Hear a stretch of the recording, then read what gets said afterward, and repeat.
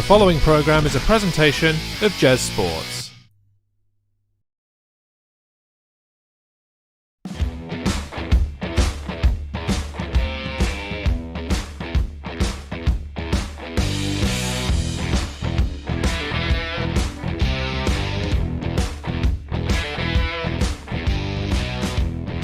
Hello, good evening. Welcome to the Main Event Podcast, and Happy New Year. Welcome. I'm Jez. That's Dan. It's our first show of 2024. My light is doing weird things, and hopefully that will not persist across the course of the episode. It's like, you can have some light, you can have some dark, you can have some semi-light, you can have some whatever is in between those things, and it's doing a little dance. Maybe we'll be doing a little bit of a dance before the show is over. On today's show, we are going to be talking about Ring of Honor Final Battle, All Elite Wrestling's World End, and we're going to give out our end-of-year awards for 2023, as well as some juicy bits of news that have come out across the last few weeks. As always, this episode of the Main Event Podcast is sponsored by Goat Energy Drinks. Get yourself a case of their all-natural energy drink in original mango or truly sexual cherry at goatdrinks.co.uk. Enter the code Jez10 right there underneath the World Prediction Championship, and you'll get 10% off and free shipping. Yes, Dan, you're on the cherry. I'm on the mango this week. Yeah. I asked you which way around we were doing it this week because I couldn't remember what we did on our last episode. No. I do get the feeling that it was this way around because I feel like I haven't had that cherry one in a very long time. So we might have, done this backwards, but whatever. Oh, well. A goat's a goat, and I'm going to drink it. A goat. I mean, I've got a funky goat, you got a horny goat.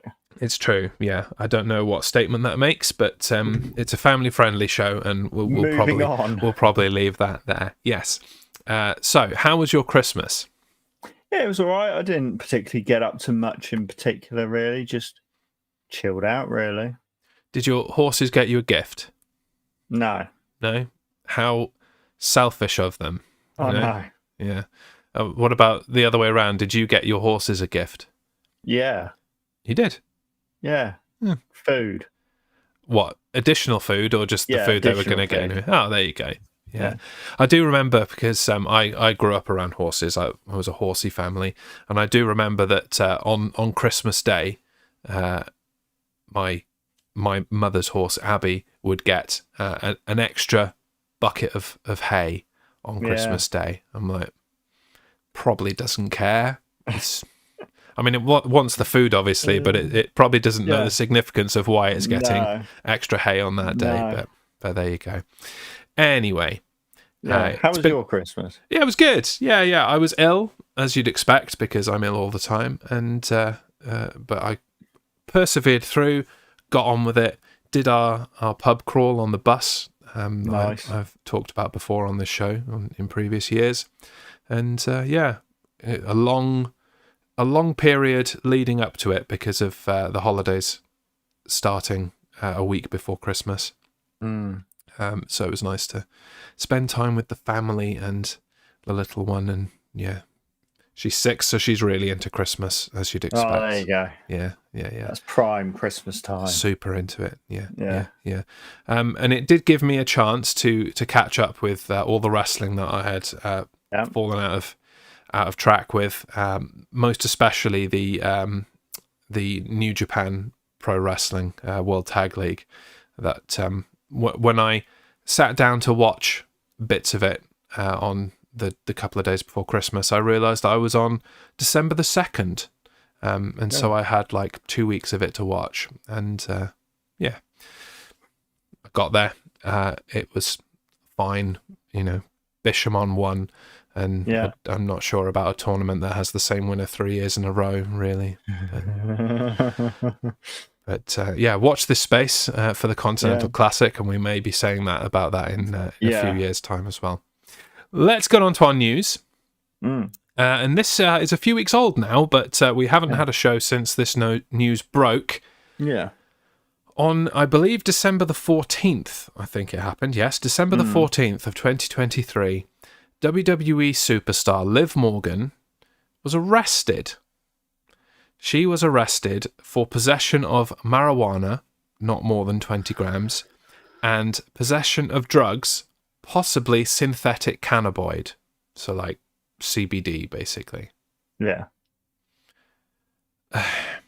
She was off anyway because you know, she was carrying an injury. What do you make of all this? I don't know, really. Isn't marijuana legal in some states? It is in some states, yes. It's not in Florida, which is where she was arrested. Florida is known for being in the dark ages, pretty much, in terms of any law, let alone drug law. They've started removing books by the thousands across the state because they might contain something that might upset some people. For God's sake. Yeah, ironic, really. But I do question whether WWE will care any bit about this, really. Probably not. Other than the fact, pardon me. Other than the fact that she was arrested, and it brings attention, negative attention, I'm not sure they care. Like, certainly they've stopped suspending people for marijuana. They don't really test for it in the wellness policy anymore. So, yeah, I expect to see her in the Royal Rumble, maybe even with some kind of leaf on a T-shirt or something to make some kind of joke, because I don't see this affecting her too badly. There is a rumour as well that the paraphernalia that was discovered by the police officer was not even hers. Oh. And that she might have been covering for a friend for whom having this paraphernalia on them would have been more consequential than for her as a WWE superstar. But, yeah. You know, WWE haven't talked about it, and if it was bad, they'd talk about it. Because even if it's to say, we know about this and we're not talking about it, is the kind of thing that they would do. So, but it was certainly news, and when I stumbled across it just before Christmas, I was like, oh, really? Juicy tidbit. What has she been arrested for? Oh, it's marijuana. Never mind then. Yeah. Next up, also a few weeks old now, but very important news. Kenny Omega was rushed for surgery. I think actually on the day of our last episode. It was quite some time ago. He was rushed in for surgery, and it has been discovered that he has a severe diverticulitis, which, if you don't know, is an intestinal issue whereby your stomach lining, or not the stomach lining, but the lining of the intestines becomes pitted. Things get stuck in it, it gets infected, and it can be incredibly, incredibly painful, apparently. Brock Lesnar is somebody who's known to have it.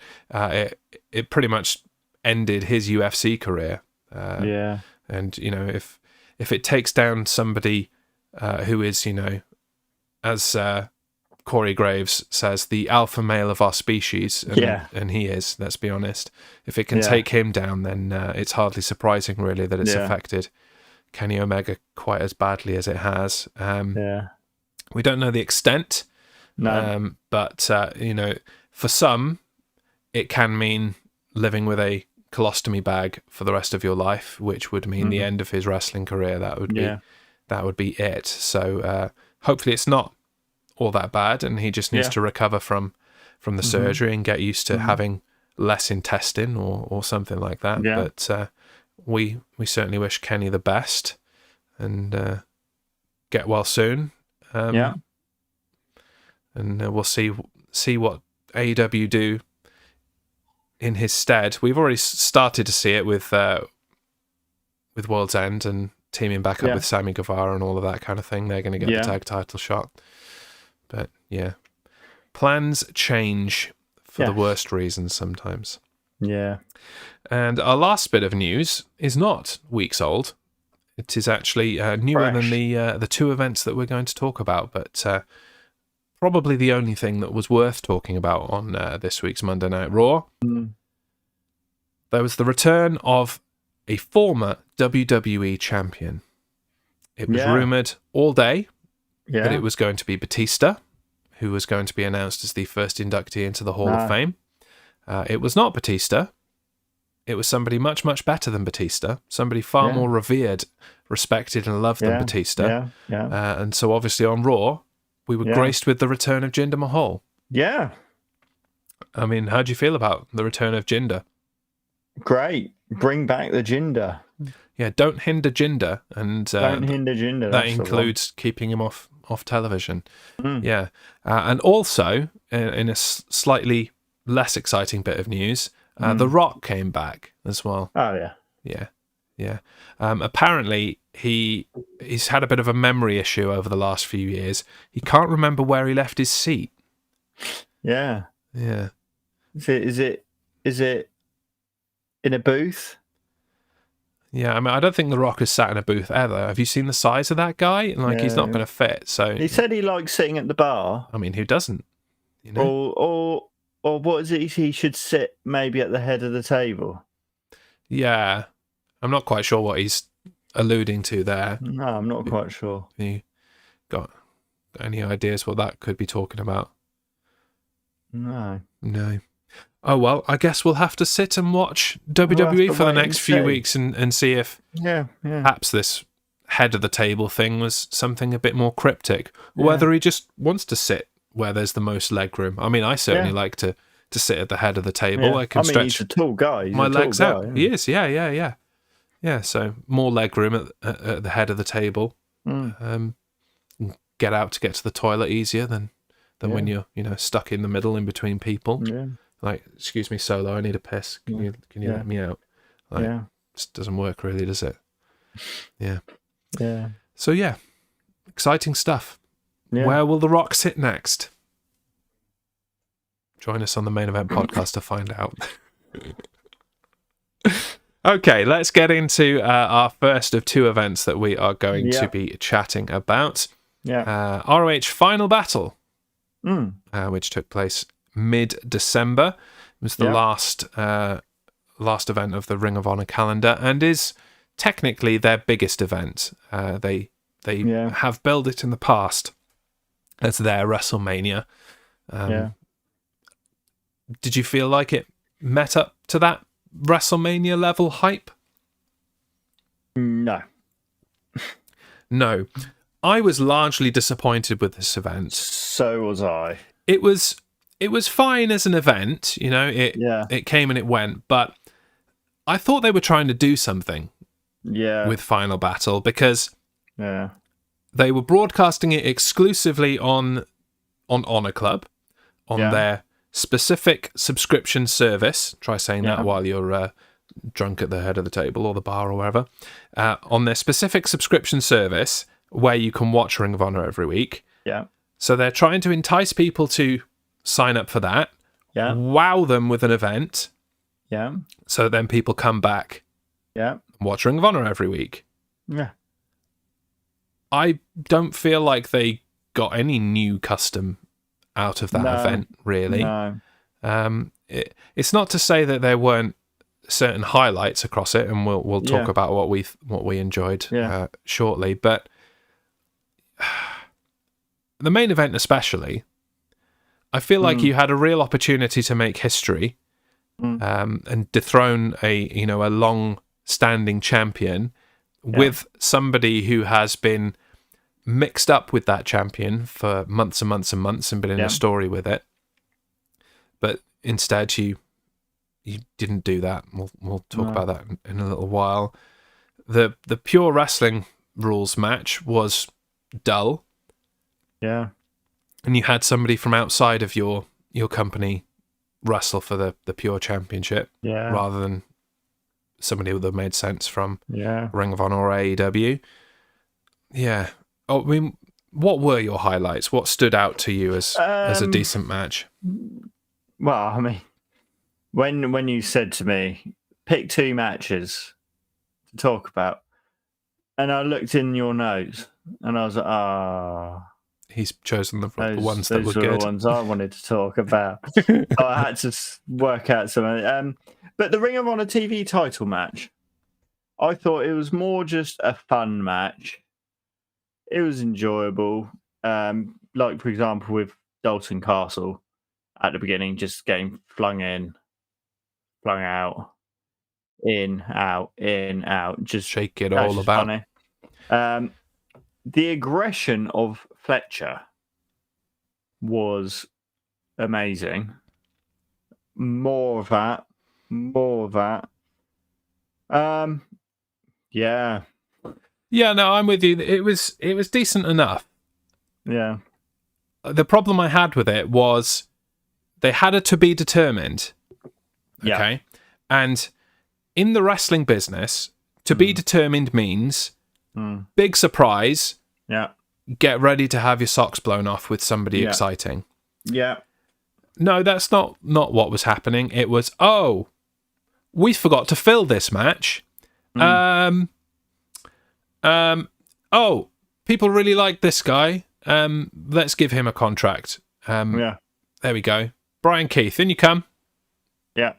In you come. And right, now we got 6. See, we can count now. There was 5, but we needed 6. So, So we got sorted. 6 now. Yeah, it has been determined. You are welcome.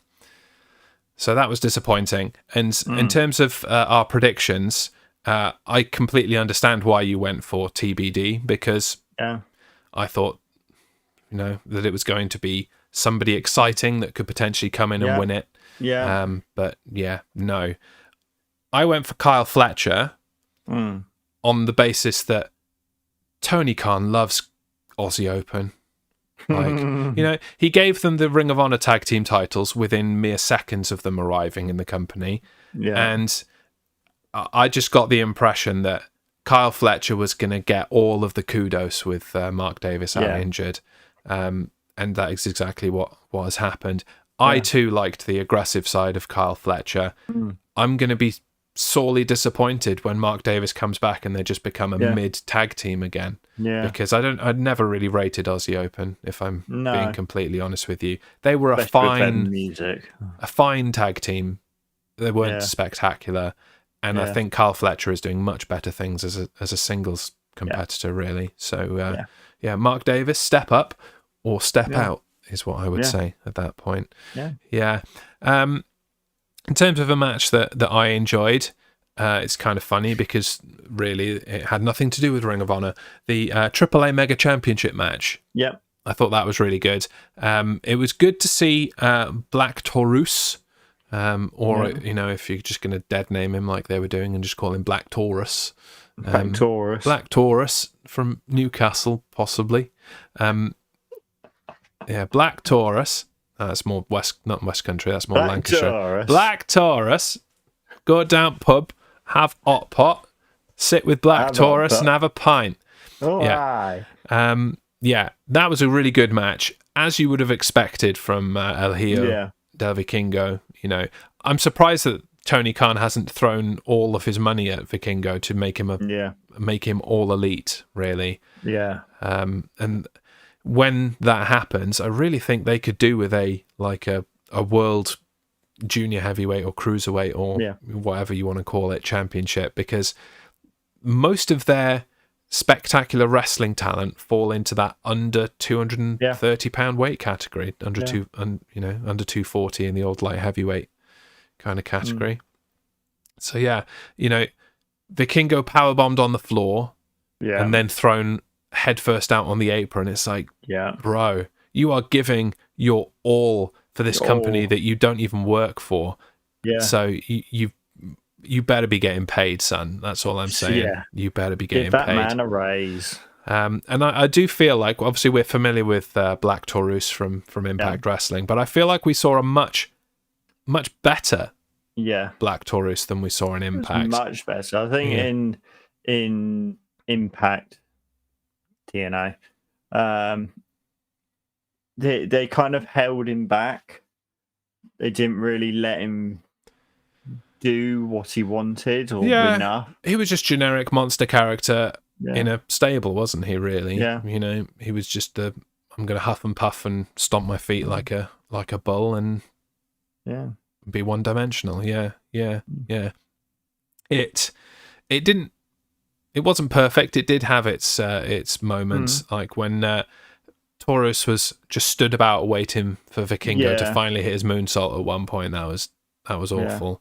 Yeah. But then they made up for it with the scoop slam from the top turnbuckle. Yeah. Like, hot damn, that looked good. So, exciting moments in this match. I think it was probably the match of the night for me. Yeah. Decent one. Yeah. And regardless of whether we liked it or not, should we talk about the main event? Yeah, we can talk about the main event if you want. Yeah, so it was the Ring of Honor Women's World Championship match between Athena and Billy Starks. And, you know, I haven't watched Ring of Honor religiously. I'm sure you haven't either. I don't think anybody has, really. But, you know, even just flitting in and out or watching recaps on AEW, you probably realise that this story has been going on for quite some time between Athena and Billy Starks. They did a nice recap of it before as well. If you were tuning in for the first time, Billy Starks, you know, the young underling prodigy, being trained up by Athena, but also being, you know, pushed down a little bit because there's the potential that she's going to overtake or surpass Athena. Yeah. So that was a nice bit of long-term storytelling for this to come full circle at the biggest event that they have. And I thought it was really fitting that they had the women in the main event. Yeah. You know, the women's championship in Ring of Honor is probably more prestigious than the Ring of Honor world title at this stage. Yeah. It kind of lost its luster a little bit in 2022, and it hasn't really recovered. Hasn't regained. No. But this was a really good match, you know. Yeah. Starks played that underdog role really well, was, you know, beaten down, but she held her own in the main event and looked absolutely ready for that spotlight and looked like she belonged. My only issue, and I did allude to this earlier, is that it was the wrong outcome. Completely the wrong outcome for me. Wrong outcome for you. Yeah, I mean, for me in terms of, you know, predictions, obviously, but I'm not sure where you can take Billy Starks Athena after this, or even Athena. Yeah, like I don't think you're going to get a much bigger moment for Athena to drop that belt, and it just reeked of all of the other times that not only in Ring of Honor AEW, but in WWE and elsewhere as well, where you've got to look at the moment that's in front of you and decide whether it's going to get any bigger than that, or whether, regardless of what you had planned, you need to call an audible and switch things up. Because the level of excitement that would have come out of Billy Starks winning the championship and finally dethroning Athena, who's been champion forever, basically the entire history of Ring of Honor under Tony Khan. Yeah. Who else is going to do it? Who else is going to do it? You know, unless now that, you know, spoilers for Dynamite this week, that Deonna Purrazzo is all elite, perhaps. Oh, what a surprise. she gets it back and potentially is the champ again. Champ. The champ. But yeah, I just feel like it was a missed opportunity, a Sami Zayn in Montreal missed opportunity, a Acclaimed in New York City missed opportunity. I didn't like the outcome, but decent enough match, I felt. Let's talk about predictions very quickly, and then we'll give the show a rating. We agreed on the most part, and we did pretty well, really. The only real one that we got glaringly wrong was the where is it? It was a women's match. No, I'm thinking of the wrong show. That's on AEW. We mostly got it all right. The only differences were that I got the TV title match right, as we talked about, and you got the main event right, whereas I didn't. And we came out tied as a result of each getting one wrong. We came out tied at 8. Yeah.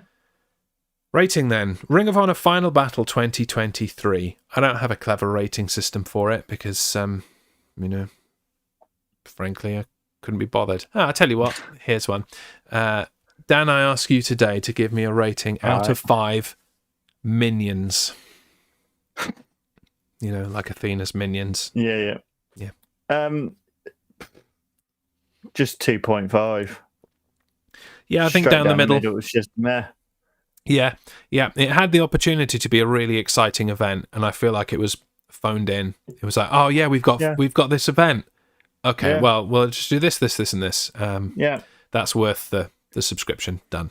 Yeah. Nothing special. On to the next, and we'll switch over to AEW World's End. Bish Bash Bosh. Very good. I will say that the Goat Energy pink looks really good against the World's End World Debris cracking there. Yeah, there you go. You've got that pink. Surprised that the original wasn't all pink, but I guess a white can is cheaper than a pink can when you're starting out. Yep. Lovely bit of pink. Right, so this event took place on the 30th of December, just before New Year's. Any just overall thoughts about this event? It was very hyped up, but I don't think it really lived up to the hype. Yeah. I'm not sure that it was, hyped up in the same way as some of their other events. They weren't saying that this is going to be the greatest of all time, like an All-In. Yeah. But I see what you're saying. They did really sell it as this is going to be a big bang to end the year, and it will really get things going for 2024. And there were certain aspects of it that we'll talk about that did, for sure. But I also feel like most of the card was filled in with 10 minutes to go. Yeah. And that does not make a good pay-per-view, premium live event, whatever you want to call it in my book. Yeah. Standout things, I think we'll probably both be agreed here. Standout match was probably Christian Cage versus Adam Copeland. Yep. Yeah. Yep. There was a lot to like about it, let's be honest. What were your key fun, enjoyable moments from this match? Well, I liked how Adam Copeland, who I keep on having to stop calling Edge. I mean, we're not getting sued. We're not AEW. We can call him Edge if we want. Who cares? Yeah. Just, again, kind of like Carl Fletcher and Ring of Honor, the aggression, going at it, having at it. I liked Nick Wayne's involvement. He was going really well in it. Even Mother Wayne, as they called her. Yeah. Which was kind of annoyed me a little bit. But yeah, that going into it. And I liked the ending. Yeah, I like the ending as well. From the start, you knew that this was going to be a dirty hardcore match because Adam Copeland foreshadowed it by wearing, or at least paying homage to, the attire he wore for his WrestleMania match with Mick Foley, which was a dirty, brutal, bloody match, as you'd probably expect from Mick Foley, including flaming tables, which they revisited in this one. Yeah. So you knew from the beginning that this was going to be nasty. Yeah. And as someone who isn't a big fan of Nigel McGuinness, I loved Adam Copeland putting him in his place. Yeah. He was just like, blah, blah, blah, blah, blah. And he was like, shut up and get in the corner. I'm like, okay, yes, sir, no problem. I will do that.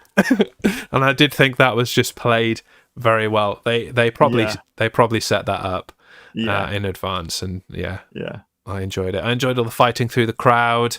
I liked the choking with the kendo stick. The flaming table could have gone better. Yeah. Like they didn't get to it quick enough the first time and it went out. Like, okay, fine. At least you know that it's safe then. It's not going to stay a light on his back, a la Cody Rhodes towards the end of his AEW tenure. I do feel like in trying to keep Nick Wayne safe and not put him through the flames, he was instead endangered by being powerbombed directly onto his head by missing the table. So swings and roundabouts. You didn't get burnt, but you did break your neck. So pick your poison, I guess. Yeah.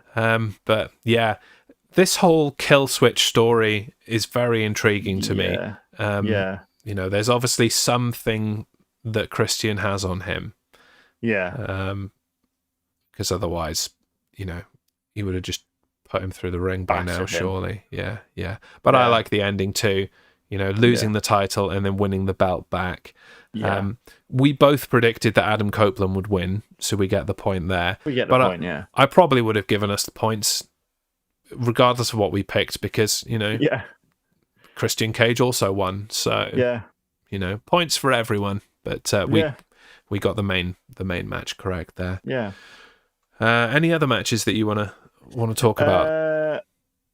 Well, just what I want to say is the Women's Championship. Mm-hmm. Timeless Toni Storm versus Rio. For me, it felt sloppy. I don't rate Riho, so yeah. No, I was watching it, I was just like, this just looks bad.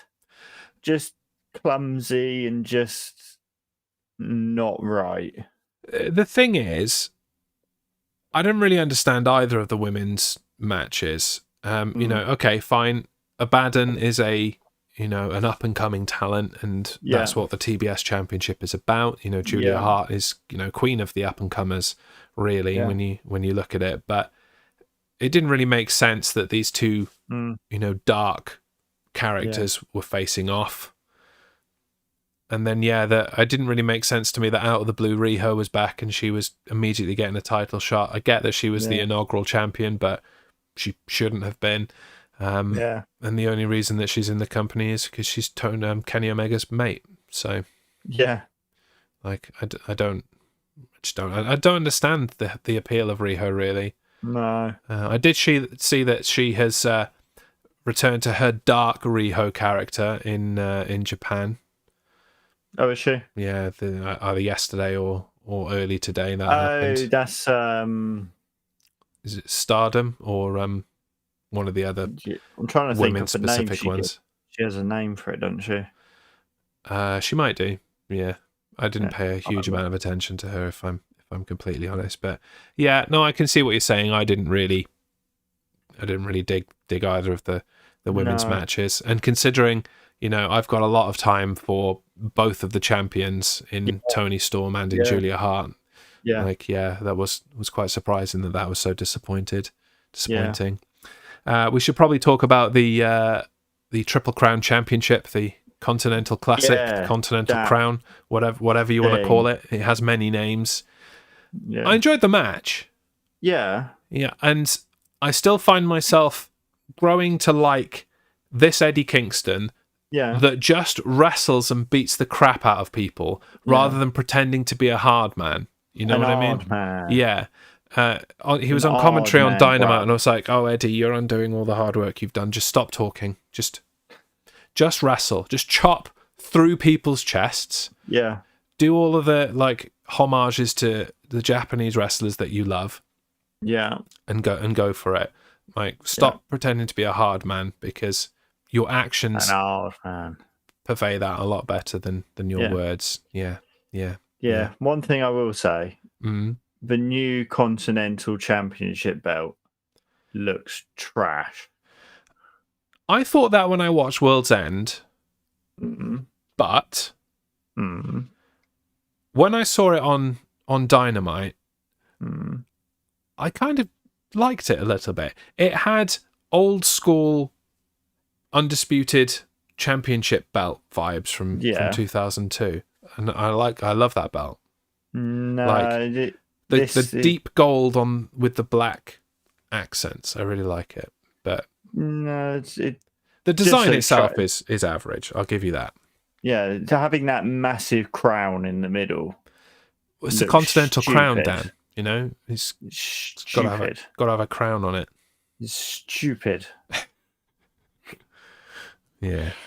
Let's talk about something we actually want to talk about. Okay. Let me just go to the chat quickly, because Ali Law, welcome in. Law. Holy Expletive, you're here. Read a rumour that you'd quit Twitch. So glad you reconsidered. That just like in professional wrestling, you know, just because it's on the internet doesn't mean it's true. I did not quit Twitch. I had not considered quitting Twitch. I'd considered giving them a middle finger, but that's nothing new from the last 3 years. Yeah, I'm here. Yeah, and Dan's here, and we're here. chatting AEW World's End. Stick around for the best of 2023 as well in our 2023 year-end awards coming up very shortly. Yeah, and get yourself a can of Goat energy drink to sup along the way. Yeah. Right. So yes, what did you want to talk about? What did you enjoy? the main event. I mean, we were going to talk about the main event anyway, regardless of whether we liked it. So Yeah, you can lead off. You liked it, you say? I liked it. I liked the fact that MJF had that injury, but he still continued. Still really did fight, and I liked Samoa Joe as well. We've always liked Samoa Joe, I think. Absolutely, yeah. But he did his great, and even though we both did predict MJF, I'm not that fussed that Samoa Joe's the champion. Oh no, I think, okay. I think I mentioned on a previous episode that it's time that MJF is liberated from that championship and he does something else. And, it's the ultimate something else. There's a payoff of a very long story that began... When was that? June, July, August? Long time ago. It's been a good 6-month build-up.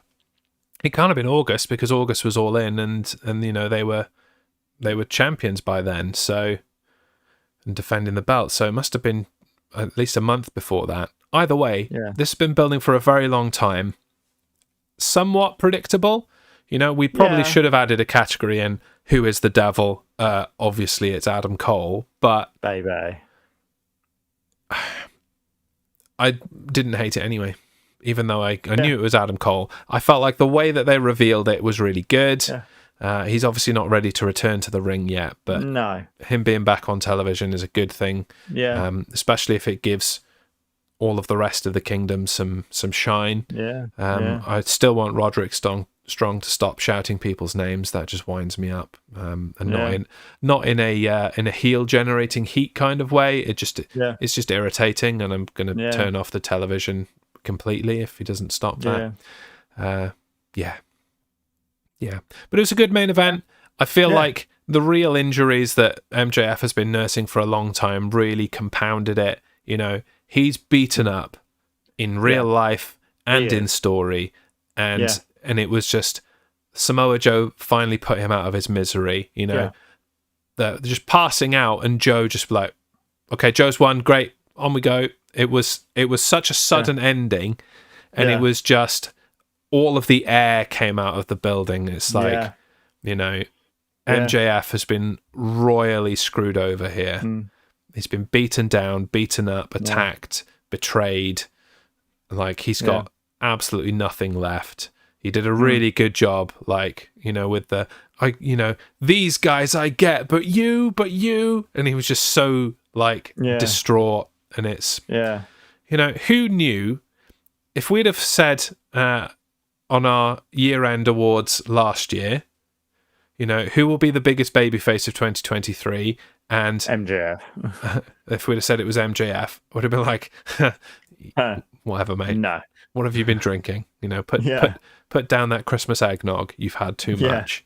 But spoiler alert. I think one of us will have MJF as the babyface of the year in our categories a bit later. So I'm with you. It was a decent main event. I think it was probably one of very few highlights across the entire event. Yeah.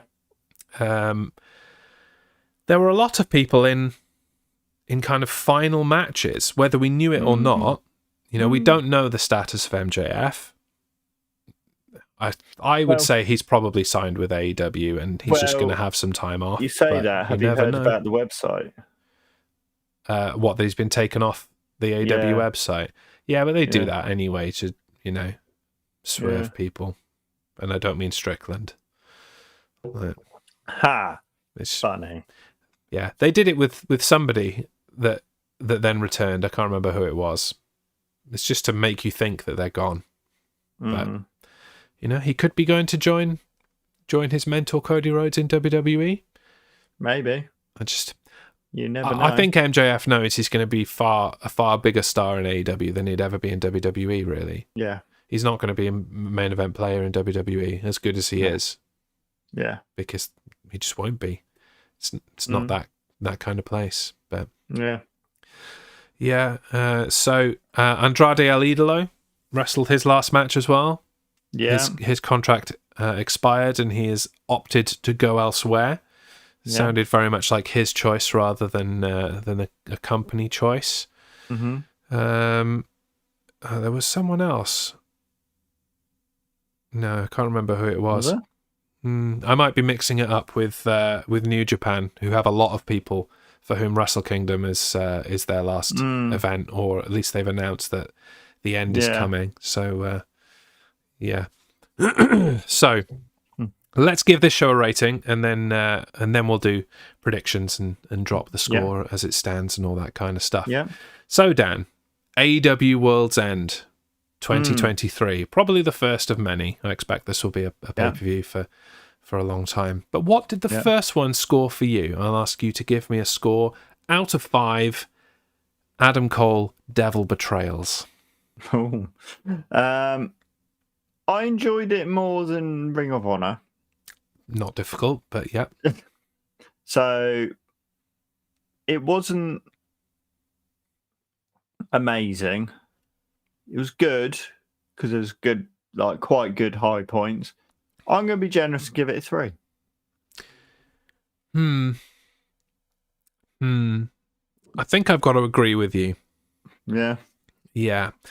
I probably would give it more, but it was very predictable. Very, very predictable. To the point that I managed to correctly predict the 20-man battle royal. Yeah.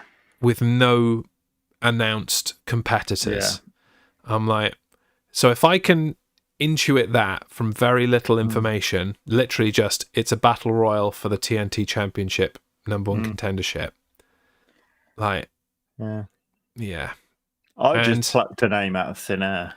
Yeah, I can see that. And your guy wasn't even in the in the match. Yeah, you picked Malachi Black. On the pay-per-view. No, yeah. But other than that, I'm going to go 3 with you as well, and then segue into predictions. Other than that, we got everything right. Yeah. And we agreed on the majority. Everything right except for the Chris Statlander versus Willow Nightingale match. We both went for Statlander, but Willow Nightingale won. Okay, fine, whatever. Right. You knew that Hook was going to win because it was FTW rules for the FTW Championship. Yeah. You knew that Eddie Kingston was going to be the Continental Classic winner because I don't think Tony Khan has the power to give the New Japan Strong title to somebody else. Right. At least Jon Moxley wrestles for New Japan, so that would have worked, I guess. But that was obvious. Yeah. You had Julia Hart and Tony Storm obviously going to retain. Yeah. It was just very predictable. So I think 3 works. And of all of that predictability, we ended with a final score of me on 10, you on 9. That one difference for me getting the Battle Royal right, and then pretty much agreeing for the rest of the event. So the scores on the doors at the end of 2023 are me 26, you 26. Even Stevens. Yeah, there's only a few weeks left as well because it's a short quarter. Yeah. We're only going to the Royal Rumble. Spoiler alert, we predicted identically for Wrestle Kingdom. So that won't change things very much there either. But we'll predict New Year's Dash tomorrow and see if that changes anything in any way, shape or form. Hello, Ellie J, welcome in. good to see you. Welcome to the Main Event Podcast. Just in time for the awards. Indeed. We've just finished talking about two events, and now we're going to start to round up our show and round up the year with the 2023 year-end awards. It's the third such awards we've done, I think. I think we did it 2020, 21. Did we do 2020? No, we probably didn't. So probably 21, 22, and this will be the third one. Yeah, that sounds right. Yeah. That's what I'm going with. Just say it with conviction, and you know, if it's on the internet, it must be true. Manifest as the immortal words of Shawn Michaels said. So, I don't think we really need to dwell on the categories too much. You know, you can go and find them from previous years if you want to. Yeah. Let's start off. We are encouraged to pick a person each and try not to match up too much. Some of them, it's obvious that's the thing. Yeah. But mostly we are to differ. Who's this here with you? This is Dan. Dan has been my Main Event Podcast co-host for the last 3.5 years, and he's currently holding my World Prediction Championship.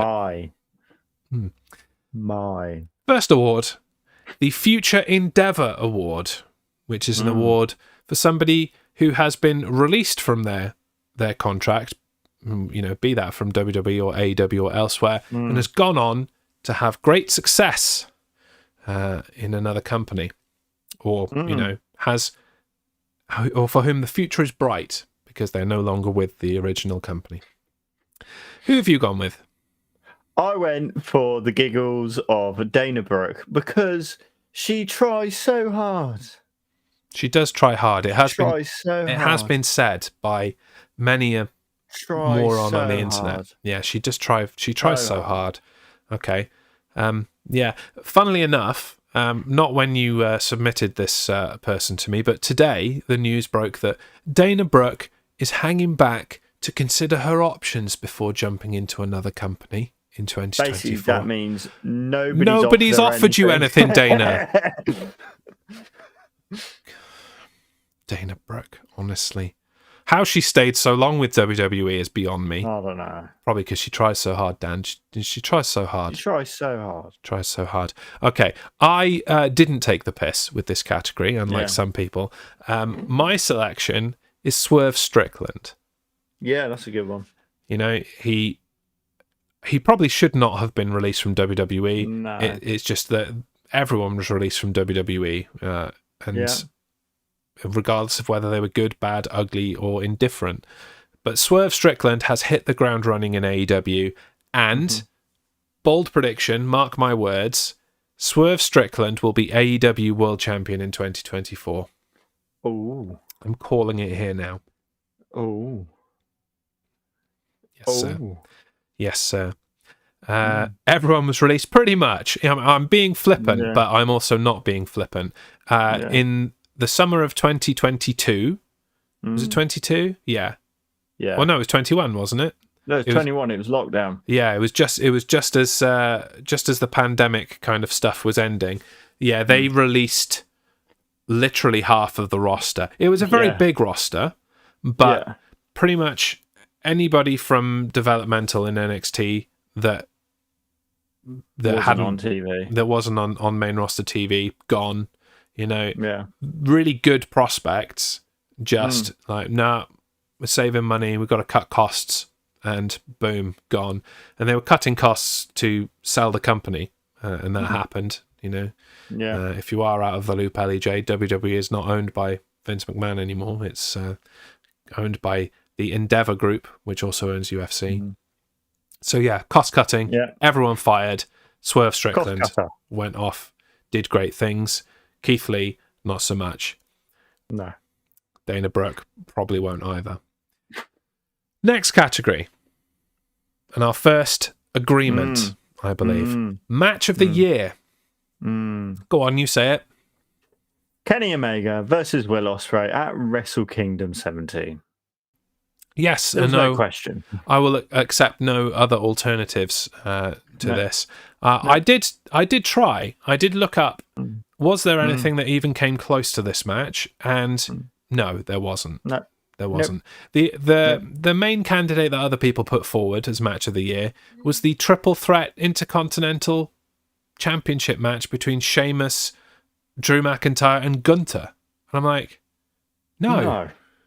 It wasn't even as good as the Sheamus Gunther match from Clash of the Castle. So if it wasn't as good as that, it's definitely not match of the year. So shut up.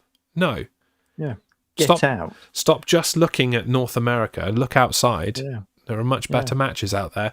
And Omega Ospreay, undisputedly match of the year. Thank you for coming to my TED Talk. Next category, the Nia Jax Award. I mean, it probably kind of speaks for itself. The Nia Jax Award is for the biggest fumble, the biggest botch of the year. I'll go first on this one. Yeah, go on now. I've already mentioned it today because I'm still angry about it, and it was almost a year ago. WWE not putting the Undisputed Championship on Sami Zayn at Elimination Chamber in Montreal. Yeah. What a swing and a miss. Yeah. Even if Roman had won it back the next night on SmackDown or whatever. Yeah. Not the next night, because that's not how time works, but you know what I mean. No. Yeah. The next show. Yeah. Strike while the iron's hot, please. Someone, I'm begging you. Please, just, any company, just do the right thing and react. Please. 2024 is your year. Do it now. Are you done? I am. What say you for the Nia Jax Award? Funnily enough, my nomination is actually to do with Nia Jax, because she returned, and on her return, she injured pretty much most of the female wrestlers on the roster. Most notably, Rhea Ripley. Yeah. Who was then and is now the Women's World Champion. Yeah. Because she couldn't, like the move that was her signature move, she couldn't even do that safely. A move she's done hundreds of times. She still does it. She still does it. And like... She did it to Becky Lynch and she smashed her in the face again. Yeah. There's a really good video out there. Stephen Richards. Do you remember Stephen Richards? Right to Censor. Yes, that guy.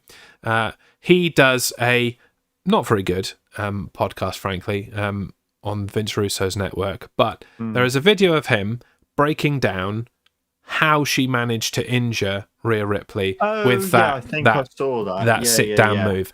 And fundamentally, it's you as the delivery, or the deliverer, the deliverer, you're supposed to hold on to the ropes so that your body weight is not going completely down on the person. Yes. Whereas she does not do that. Lets go. And she just lets go and sits on them and breaks their ribs, which is what happened to Rhea Ripley. Yeah. I'm like, why has she got a job? Why did she beat Becky Lynch on Raw Day 1? All of this baffles. What has she got on Triple H? Like, what video has she got? Clearly slept with him or something. Oh my God. I mean, he's got form, but yeah. Anyway. Nia Jax wins the Nia Jax Award. It sounds fair to me. Yeah. Next up, the Match That Happened Award. Now, this is not the match of the year. This is not the worst match of the year. It's the what the hell was that kind of match of the year. Yeah. What do you got? Just anything to do with the Women's Tag Team Championships. The WWE Women's Tag Team Championship. Yeah, those things are cursed. It's just nothing interesting happens with it. No, because there are no women's tag teams apart from the team that have just won the belts in Caden Carter and Katana Chance. That's their names, right? Yeah. Them. Yeah, Casey Catanzaro and the other one. Yeah. That's what I call them. Yeah. I'm glad that they're the champions now because they're the only actual team to hold the belts since the Iconics had it in 21. But I mean, that long ago. Yeah, probably that long ago. Wow. They've both had kids since. Yeah. Both? One? Both? One on the way? Both? No, I think one has.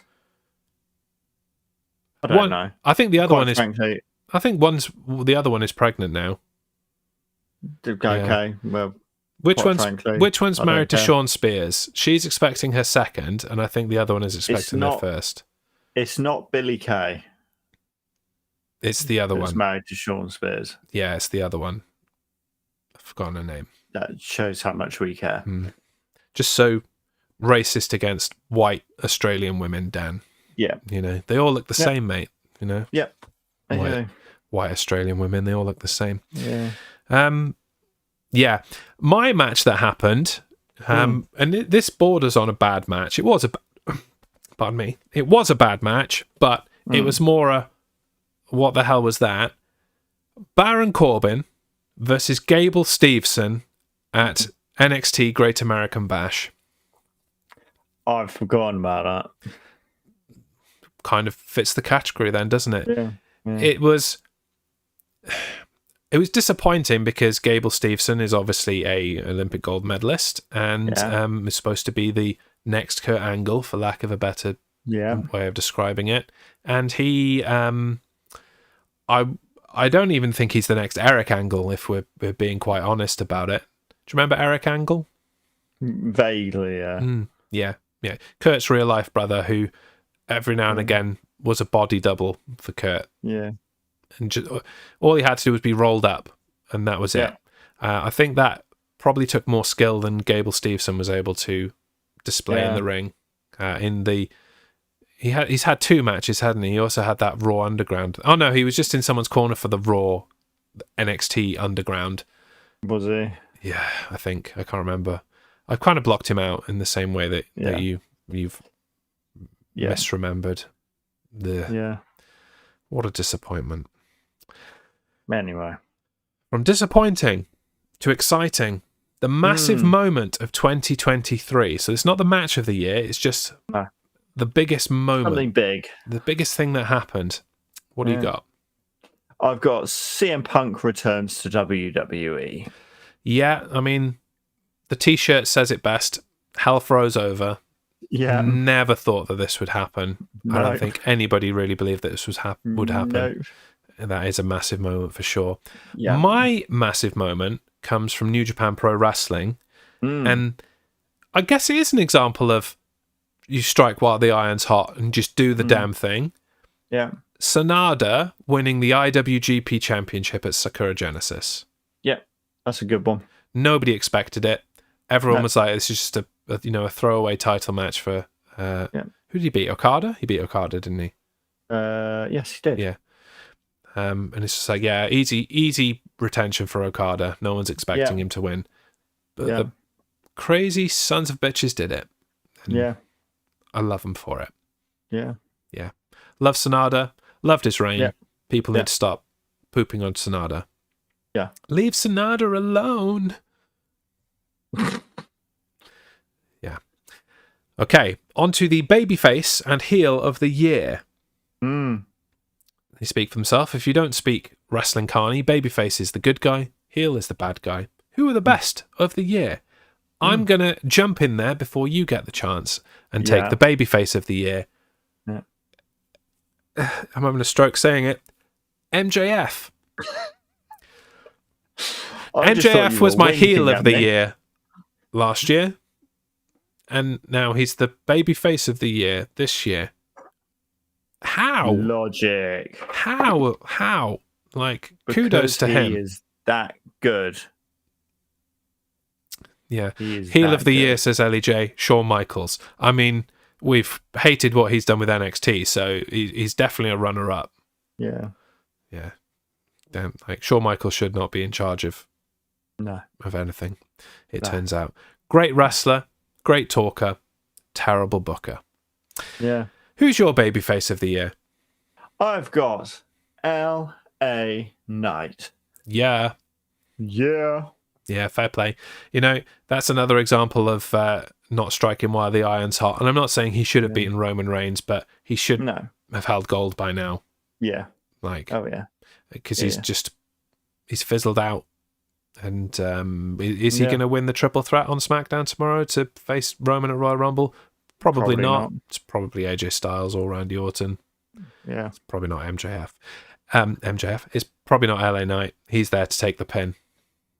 Yeah. It's definitely not MJF. He's not in the match. And I'll be surprised if it was MJF. If you're not in the match, then you can't lose the match, can you? No. It stands to reason. Heel, then. You can go first on this one. I've got our tribal chief, Roman Reigns. Fair enough. Yeah. I mean, people still don't like him, and he's hardly there. So that's a pretty unlikable thing. Yeah. He's a heel.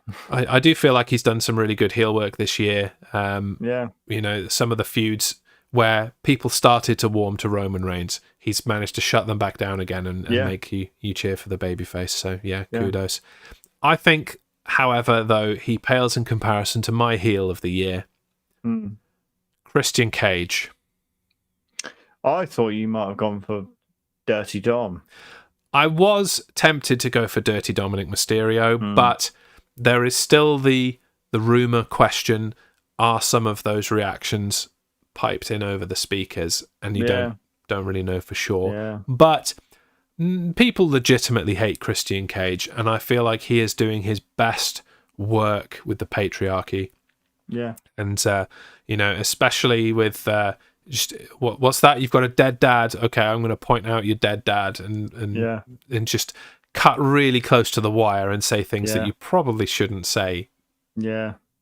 You probably shouldn't have said ever, but you definitely shouldn't be saying in 2023, 2024. So, Christian Cage is the most hated man in wrestling, and he's really good at that.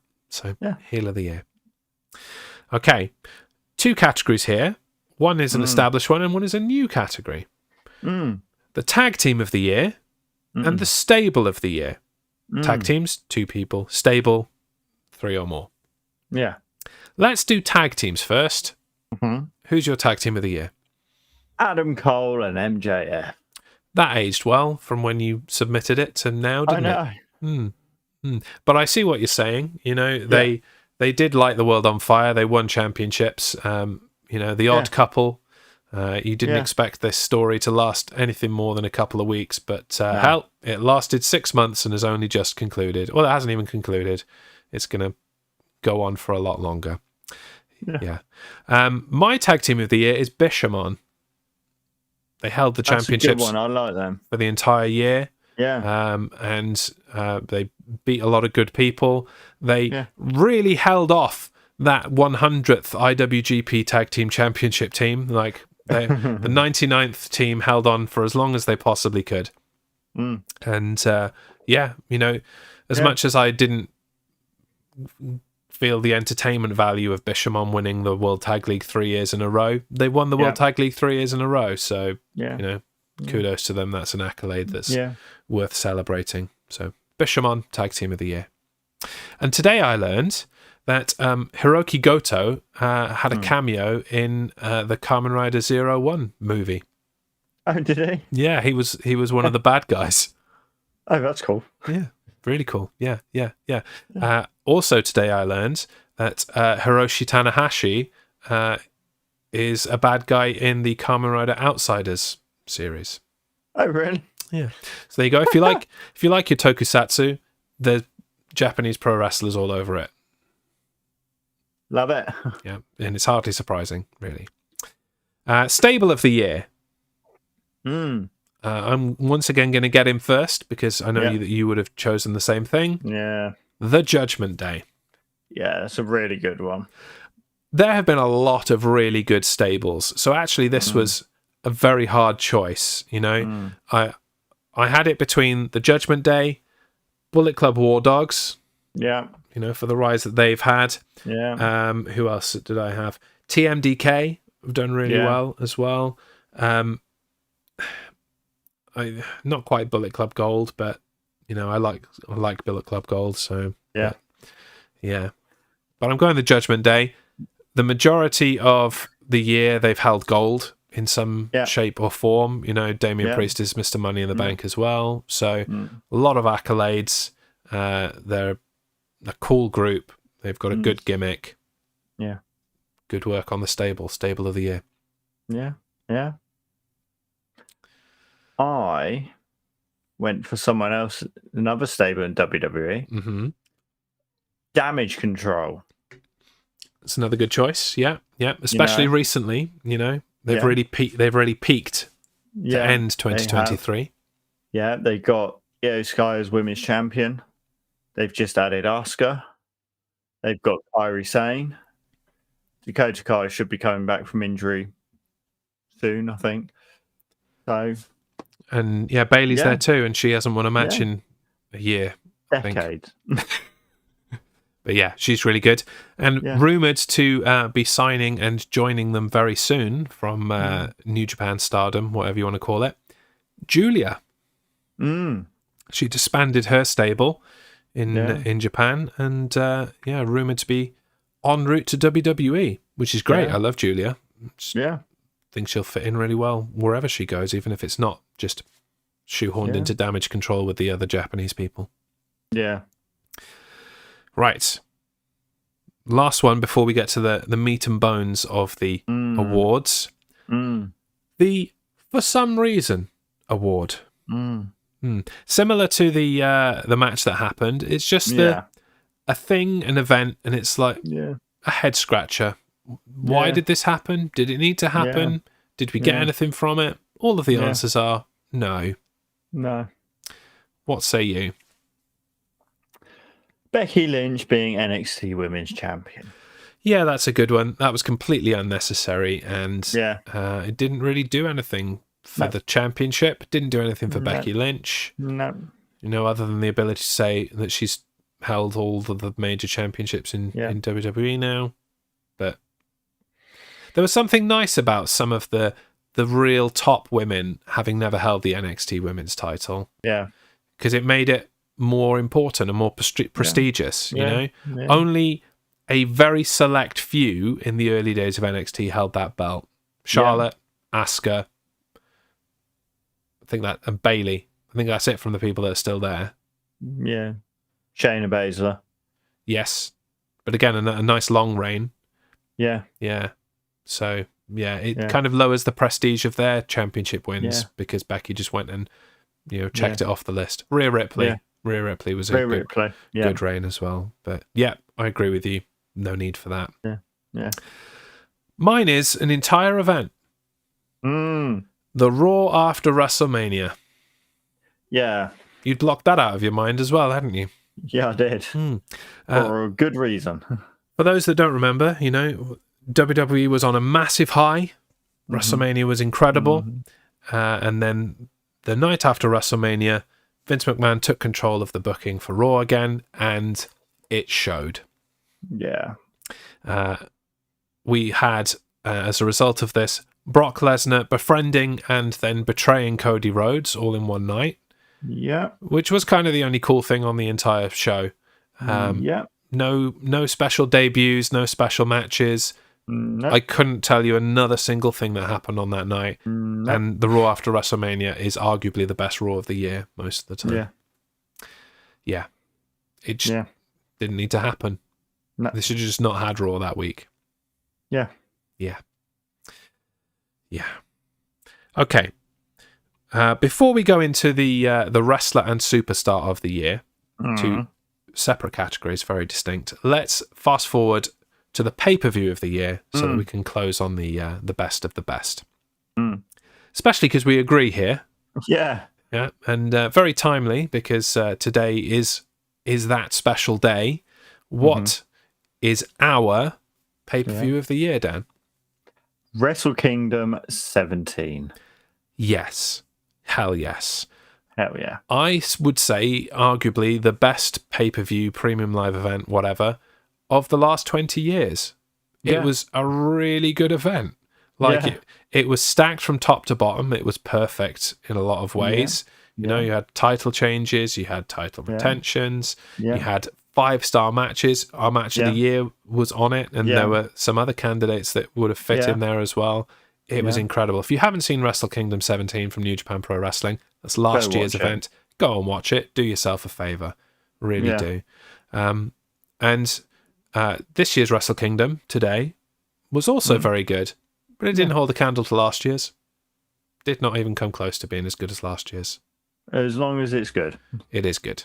You will enjoy it when you can eventually watch it in English, because I will rant about this next week. Not very happy. Okay, categories for our final awards are Male Wrestler of the Year, Female Wrestler of the Year, Male Superstar of the Year, and Female Superstar of the Year. So we draw the distinction here between wrestlers and superstars. Wrestler is in the ring, pure technical, what you can do between the ropes. Superstar is the overall entertainment factor. Yeah. Who is your Male Wrestler of the Year? Will Ospreay. Can't argue with you there, really, although I'm going to. Will Ospreay has had a fantastic year. You know, he was, for about 3 seconds, the hottest free agent in wrestling until he just decided to stop messing around and signed with All Elite Wrestling. Coming soon. Bruv. You need to stop saying bruv. I'm going to differ slightly, mainly because I just wanted to differ, and say Bryan Danielson is the Male Wrestler of the Year. Mainly because that man is broken and he still keeps putting on 5-star matches even when he has no limbs attached to his body. Case in point, Wrestle Kingdom today against Okada, and Forbidden Door against Okada, where he wrestled the entire match with a broken arm. Yeah. He's had his orbital bone smashed. You know, he broke his nose at one point, I think. That man is falling apart. He's retiring in 2024, and I'm sure his children will be glad of it, because they've probably not seen their dad's face without a bruise on it in their entire lives. So Female Wrestler of the Year, then. I'm going to go first. I'm picking Rhea Ripley. Not bad. She's had a stellar year. She's been champion for the majority of the year, and nobody has really been able to come close to her. So,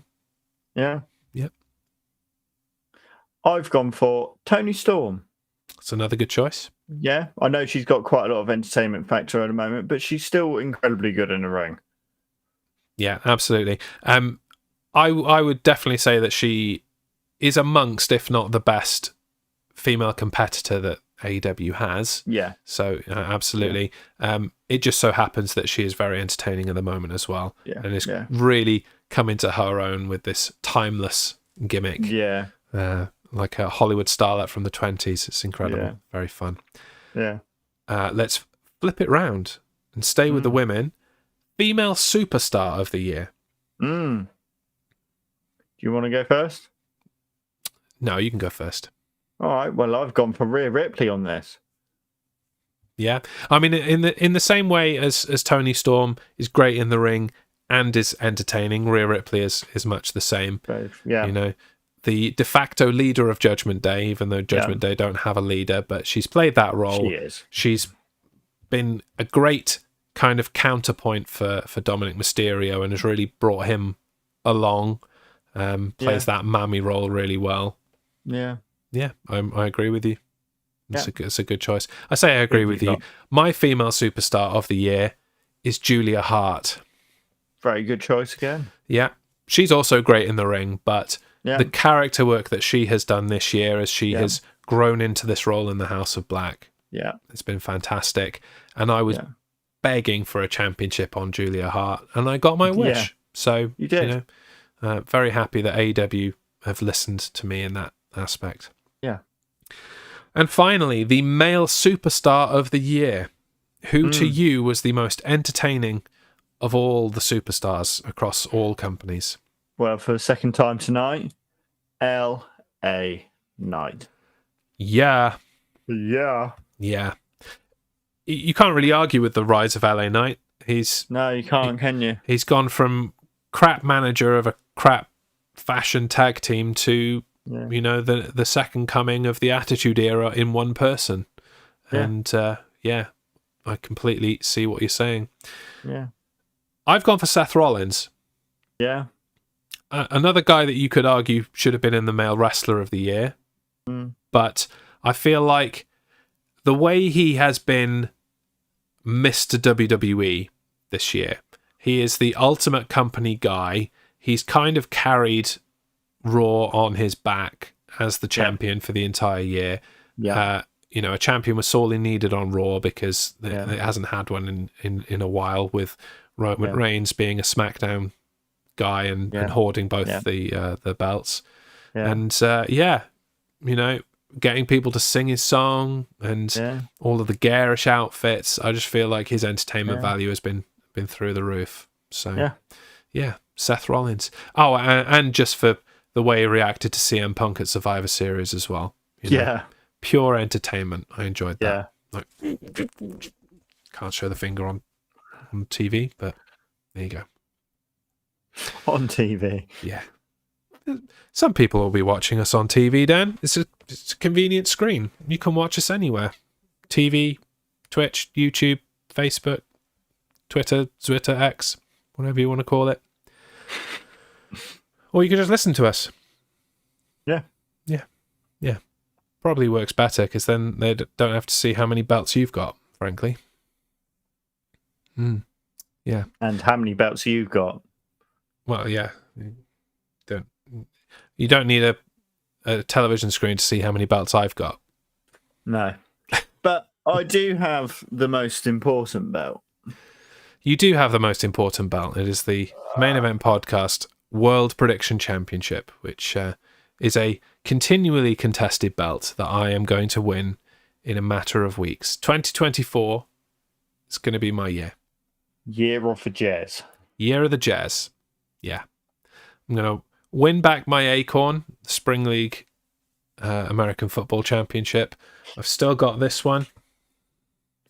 I've won the Effing Racing Show predictions for 2023. I don't have a trophy for that because I haven't made it yet. But so the last thing I need is that. Is the belt. I need to take some sexy pictures with it, like Chelsea Green and please don't. And the tag titles. Yeah. Please don't. Yeah, it's gonna happen. Yeah. No. There's some more incentive for you to win there, Dan. I'm winning it no matter what now. And on that note, that brings our show to a close.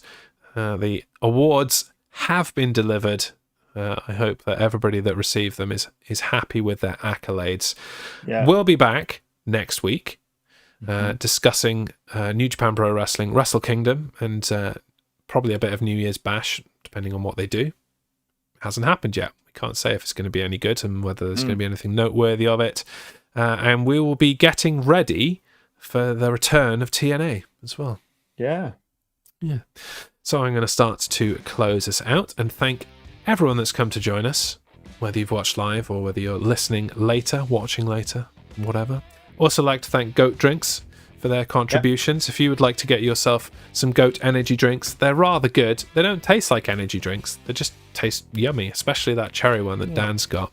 And you can get 10% off and free shipping with the code JEZ10 at goatdrinks.co.uk. We'll see you next week. I've been Jez. I've been Dan. This has been the Main Event Podcast. Goodbye. Bye.